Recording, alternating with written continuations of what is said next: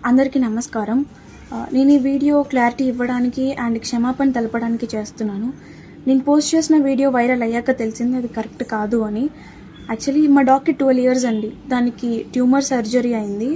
అది రికవరీ అవ్వాలని నేను నా అమ్మని మొక్కుకున్నాను.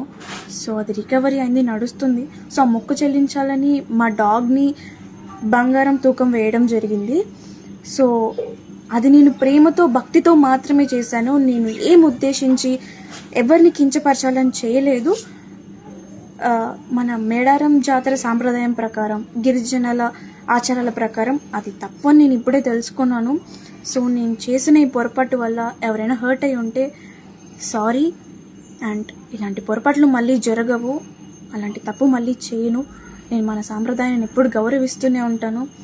ఈ విషయాన్ని ఇక్కడితో ముగించాలని మిమ్మల్ని అందరినీ సిన్సియర్గా కోరుతున్నాను.